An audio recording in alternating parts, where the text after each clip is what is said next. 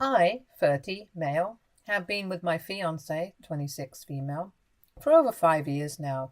Tina and I met at a restaurant. She had just started working behind the counter, and I had gone with my buddy to place my order. I couldn't take my eyes off her since she was absolutely stunning and had the sweetest voice. After placing our order, I kept telling my friend about how gorgeous she was and how I could not stop thinking about her. He told me that I should just ask her out. However, I was nervous and was afraid of being rejected.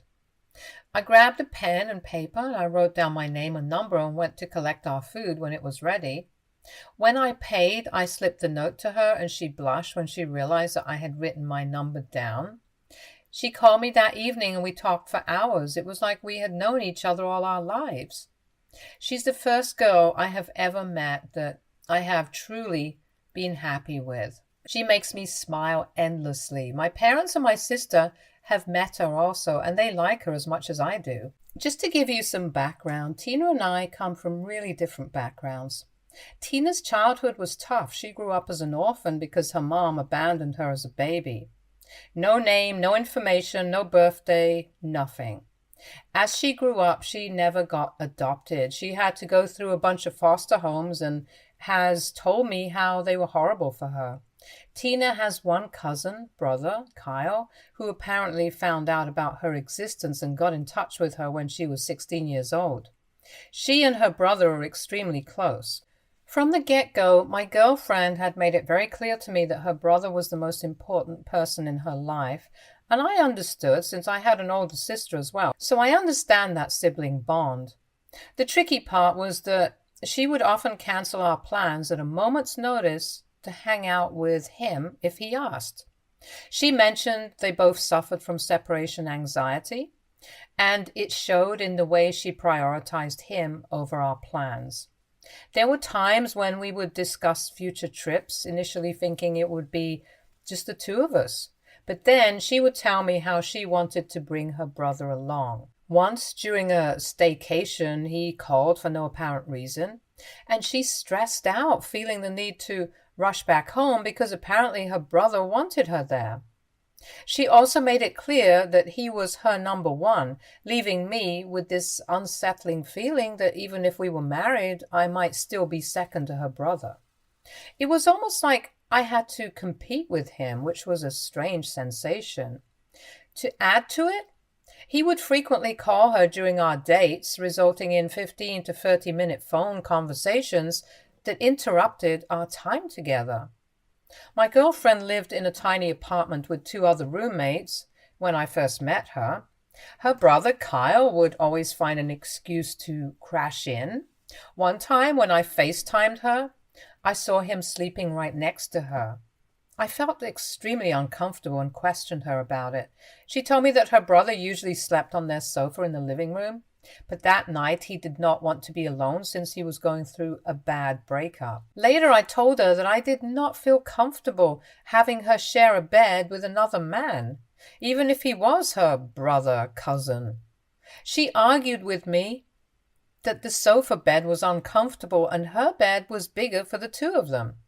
I told her that it was weird for him to keep crashing at her place when I didn't even do that, and instead of going to a friend's place, he wanted to spend the night with her. Tina brushed it off, saying I was overthinking it and that it was not a big deal. She told me I wouldn't understand because I was not that close to my sibling. Compared to Tina's childhood, mine was comparatively better. I grew up in a wealthy household and had two loving parents. I had an older sister that I was close to also. Hence, when I found out about Tina's childhood, it broke my heart that she never got a chance to grow up in a stable home. This is why I always tried to give her as much love and affection as I could. She and I had a happy relationship, so we decided to move in after we dated for 7 months. She told me how her lease was ending, and because I lived in my own house and was paying my mortgage, she asked me if she could move in with me. From the very beginning, I have always financially supported her since I have a really nice job. I earn in 6 figures and she has been aware of this. Initially, I did want to ask her to split the rent, But then I felt bad about it, so I let it go. She was still studying during this time, so I ended up covering all her expenses, books, daily needs like food and gas, you name it. Honestly, it wasn't exactly my favorite thing, but I loved her, and she genuinely needed help. I kept reassuring myself that it would pay off once we both graduated and landed good jobs and became more financially independent. However, conflicts would pop up periodically. I felt like since I was the one shelling out for everything, I should have the final say in decisions. Once, Tina invited Kyle up for the weekend as she wanted me to bond with him. Since he had been wanting to come and get drunk for a while, I agreed and bought a few cans for him. When her brother came over, he completely ignored me and went in straight to hug Tina. They hugged unusually long, and then Tina introduced him to me. I smiled at him politely while he had no emotions on his face. He then sat down on our sofa and ordered Tina to get him a few drinks. I used the word order because he literally did exactly that. I was quite taken aback because I had never, ever spoken to Tina that way. Throughout the night, her brother was a massive jerk to me the entire time. For example, he looked around our house and told me how I probably was a lazy bum who depended on my dad for everything. I clarified that I worked hard in college to get my cushy job and that I was paying the mortgage of his house all on my own. He then scoffed and started to bring up how he had recently been promoted. For context, he worked at a restaurant for the past 8 years and had been promoted as the manager there. As Tina and I congratulated him, he completely ignored me again and told Tina how he wanted to take her out for dinner since it had been ages since just the two of them had hung out, and how he missed going for the long drives with her. Tina agreed, and they started talking about all their good times, which made me very uncomfortable to hear. However, my girlfriend noticed I wasn't having fun and was being quiet, so we went over to my room to talk things out. Our discussion apparently took too long, and her brother barged into our bedroom screaming for Tina and saying how he missed her. Tina assured him that we would be right out, but he asked us to just hurry back.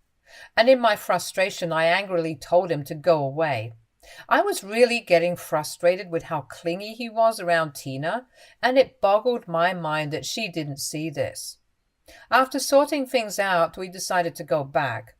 As I didn't want to keep my girlfriend from her brother, she stopped to use the bathroom and I waited in the hall, and from there I could hear her brother yelling at our TV, and he sounded completely drunk.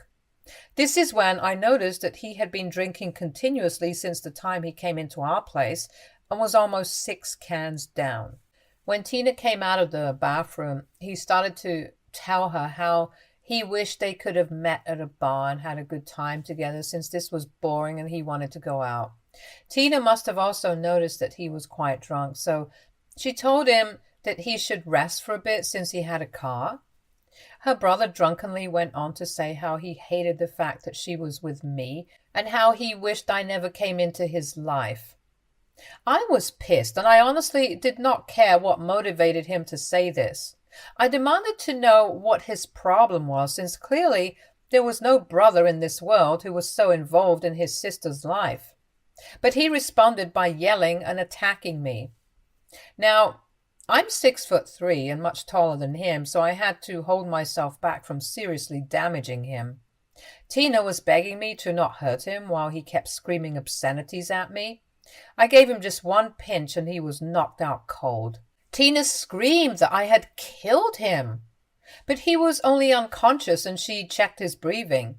I told her that he could sleep it off on the sofa until he felt better. Tina then turned to me and told me that what I had done was unforgivable. I told her if that was the case, then she was welcome to leave me. I watched her eyes well up in tears, but I was too tired to argue with her, so I went up to my bedroom and just fell asleep. The next day when I woke up, the brother was nowhere to be found. When I asked Tina, she told me that he wanted her to apologize to me for last night and that he was not going to press charges against me. I scoffed and told her that her brother was lucky that I did not press any charges against him because he was the one who attacked me drunk. Tina brushed it off and told me that she was sorry for getting pissed at me last night. I accepted her apology, and since that night, Kyle has always avoided me as much as he can. Obviously, Tina continued to see him every weekend, but he never came in front of me.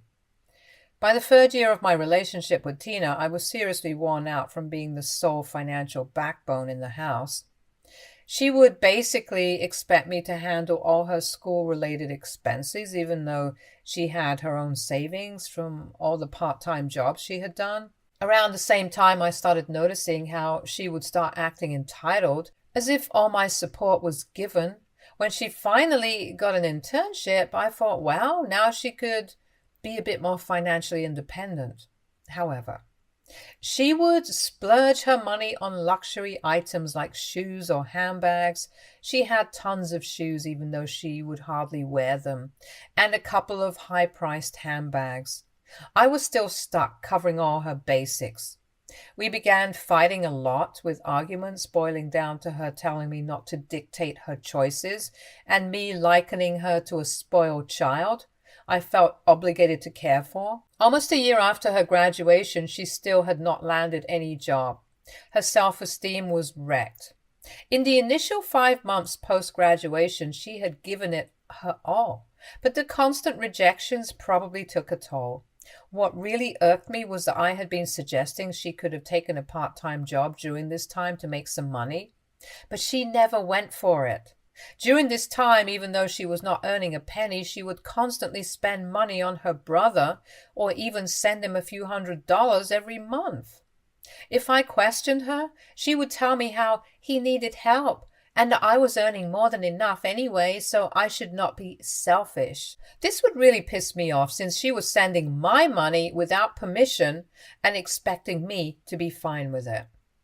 Admittedly, I didn't make the situation any better. Frustration from supporting her and her brother had been building up inside me for quite some time, and it all came pouring out.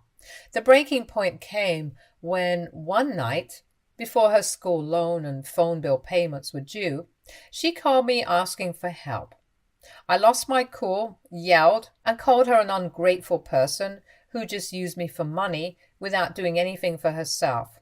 I told her our relationship was a sham, that I deserved better, a true partner, not a spoiled daughter. I told her that I had been contemplating breaking up with her. She immediately started sobbing and apologizing to me. She told me how she was going to do better and how she had no idea that I felt this way. She felt terrible for what I had been going through. Fortunately, ever since that conversation, she kept true to her word. She started looking for another job. She did not help her brother out as much as she did before. Once she got a job, she started to contribute to the bills for the first time. I felt much better in our relationship, knowing that she was now an almost equal partner. I decided to propose to Tina in September last year with the aim of tying the knot in June this year. She accepted my proposal and we posted about it on social media. However, when she was going to visit her brother that weekend, I noticed that she had removed her wedding ring. When I questioned her, she told me how her brother was very sensitive and that she would gently break the news of our engagement to him. I laughed and asked her why was this even such a big deal, but she told me not to interfere, saying that he was her family and she knew how to handle him. This was true, so I let it go. I wanted to do something nice for me and Tina, so after checking my finances, I realized that I could easily buy a house for us. The house I currently lived in, I could give out for rent and earn some money on the side. I wanted to buy this house as a wedding gift for both of us and start afresh with Tina. I even talked with a realtor who could help us check out some beautiful properties. Tina was pleasantly surprised when I broke this news to her. She hugged me and told me how she could not wait to start the next chapter of life with me. Over the months, we have been searching for our perfect house. Tina had a lot of opinions about these houses and was not ready to lock down. However, in the end, we managed to find our dream home with a huge backyard, which is exactly what we wanted. It is also just 1.5 hours away from my office. And Tina mostly works from home, so we are good to go. Now, because I was buying this house for us, I was obviously keeping my name and Tina's name on the house deed. However, Tina had an issue with this. She demanded that since I already have one house under my name, I should keep her name and her brother's name for the second house. I was taken aback. I asked her if she was joking because why would I include her brother's name in our house deed? Tina told me that she had no assets to her name since she had no parents, and told me how insecure she felt that she was bringing in nothing to our marriage, so she wanted her name in the house deed. As for her brother, she told me how important he was to her, so she wanted me to include his name since he was also going to be family with me. I refused, and we had a huge fight. In the heat of the moment, I told her how weird it was for her to always bring up her brother, and that even though I had a sibling, her relationship with her brother seemed to be crossing boundaries. Hearing this, Tina burst into tears and walked away from me. Later that night, she again brought up how she expected me to add her name and her brother's name in our house deed, since it was the right thing to do, and how much it would mean to her if I included her family. She would keep pushing the issue, and I would just shut her down. The tension between us grew as the discussion circled back to this demand. It felt like a never-ending loop, with her expressing the importance of including her brother in our home ownership and me struggling to comprehend why this was even a consideration. I was caught in a whirlwind of confusion, frustration, and a growing sense of unease about the whole situation. Then last week I ran into Tina's best friend, Betty, at a coffee shop near my office. Turns out she had an interview with a company nearby. Now, I have met Betty several times, and Tina and she have been friends since college. Tina doesn't really have a lot of friends, so Betty and she were really close. Betty congratulated me on my upcoming wedding and teased me that I was now going to be a married man. I awkwardly smiled. She probed about our wedding plans, and I found myself struggling to answer truthfully. During this time, I had been thinking if I had even done the right thing to ask Tina to marry me, since we were having continuous fights about the house deed. I could not even talk about this with anyone, since I didn't want my sister or my parents to have a bad impression of Tina. Sensing my unease, Betty pressed for more information. Unable to contain myself, I decided to spill the beans about Tina's strange request regarding the house deed. I told her how Tina was demanding me to include her brother's name and refusing to back down. Betty's eyes widened with surprise, and she told me that this was really strange. I told her that this was exactly what I felt. For the first time, I felt validated that someone could see how weird my fiancé's request was, because it felt like I was going crazy. Betty then hesitatingly asked me if I knew the full story about Tina and her brother Kyle. I shook my head in confusion, and this is when Betty spilled the beans. Apparently, Tina's so-called brother is not actually her brother. You see, when Tina was growing up in different foster homes, she met Kyle, who was also an orphan. They quickly became very close and started introducing each other as brother and sister to other people. They had no family, so pretending to be each other's siblings gave them some sort of comfort and stability.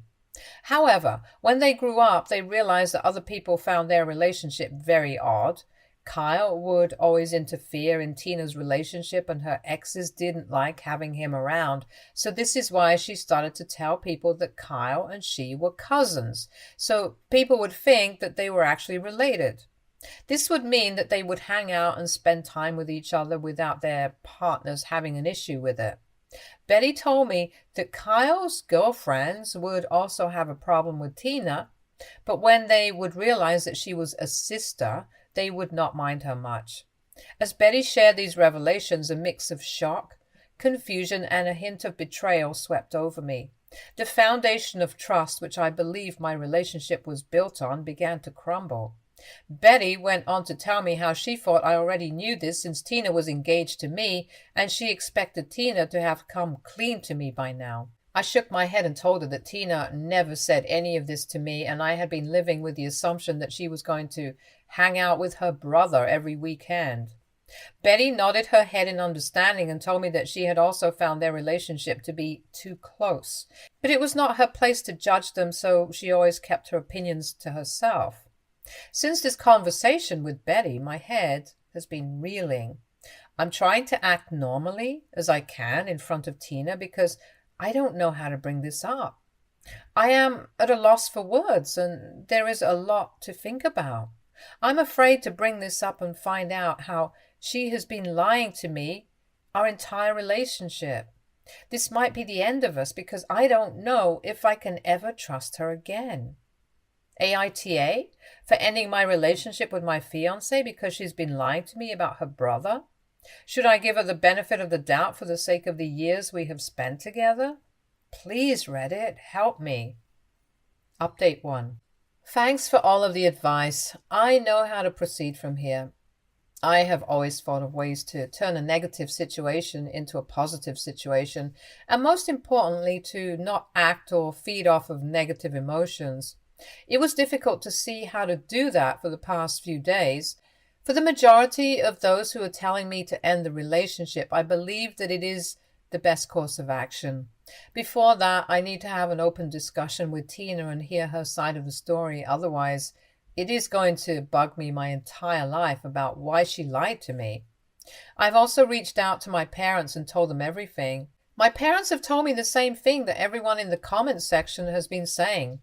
They don't want me to go through with my marriage, and they are glad that Tina and I are not bound to each other through property or finances, so it will be easy for me to break things off. I will update you once I confront her. Update 2. So I finally sat down to talk to Tina yesterday. Confronting Tina was both nerve-wracking and necessary. I needed answers. And I owed it to myself and our relationship to get to the bottom of things. I did not mince words and told her up front that I had met Betty and she had revealed everything about her and Kyle's relationship. Tina's eyes widened in shock as she asked, what exactly did I mean by that? I told her that I knew she and Kyle were not cousins, and he was not her brother. Tina looked taken aback, and her eyes darted nervously around the room. She stammered for a moment before attempting to explain. She admitted to the lie about Kyle being her brother, but justified it as a coping mechanism from their difficult past. She told me how growing up in foster care they had found solace in creating a bond that was more than just friendship. When they grew up, they realized that people would judge them, so to avoid judgment and interference from others, they decided to present themselves as cousins to avoid unnecessary complications in their relationships. Listening to her, I felt a mix of anger, betrayal, and sadness. I couldn't comprehend why Tina could not have just been honest with me. It wasn't about Kyle not being her biological brother, but about the years of deception and the strain it put on our relationship. I told her that we were about to get married and she had knowingly continued to lie about him being her brother. When I pressed her about the demand to include Kyle in the house deed, Tina's justification spiraled into an emotional plea. She claimed that he had been her constant support and anchor, and including him was a symbol of what families do for each other. I told her that I was going to marry her and start a family with her, but instead of considering me as her family, she wanted to include a guy she met in foster care and called him her brother. Tina started to cry and told me how their relationship was just purely platonic. This made me laugh, and I told her that the way Carl behaved around her was not platonic in any way. I questioned her if she had been sleeping behind my back with him all this time, but she vehemently refused. I grilled her and asked her if she and he had never done anything romantic. Breaking down, she finally admitted that he had been her first boyfriend and they were each other's first. She told me how it was for a very short while and they broke off immediately when they realized that they were not right for each other. She kept emphasizing how they just platonically loved each other now. However, my patience wore thin and I could no longer accept these excuses. I expressed my disgust at the lies that she had been telling throughout our relationship. I told her that I could no longer be with her after knowing what I knew. This made her cry even more, and she started saying how this was why she had been hiding this secret for so long. She tried to guilt trip me by saying how I was also leaving her like her mother did years ago, and how she could not live without me. I told her I couldn't continue the relationship, that the foundation of trust had crumbled irreparably. At that moment, I no longer cared about her feelings and asked her to give me back my engagement ring. The ring once belonged to my grandma and was a family heirloom. I had given this to her with my mother's permission, thinking that she and I could start a family together. However, now that I was done with her, I didn't want her to take the ring with her. She begged me not to break off the engagement, but I stood my ground. Then Tina started to refuse to give me back the ring, telling me how I had given this to her, so now this belonged to her. I reminded her that what she had done to me amounted to catfishing, since she had depended on me financially throughout the relationship and then lied about her so-called brother. I told her she was not leaving my house until I had my ring back. Reluctantly, she removed the ring while crying and accused me of being heartless. I asked her to pack her bags and leave my house within the hour. Despite her pleas and promises to change, I stood firm in my decision. The person I thought I knew was a facade, and I did not want anything to do with her anymore. Desperate, Tina called Kyle to pick her up. However, when he learned that I had become aware of their relationship, he refused to get involved, perhaps knowing that if he showed up at my place, I would give him a serious ass-whooping. Tina had no choice but to call an Uber. As she left, she told me that she was sorry for everything and that she would wait for me. I ignored her and shut my door in her face.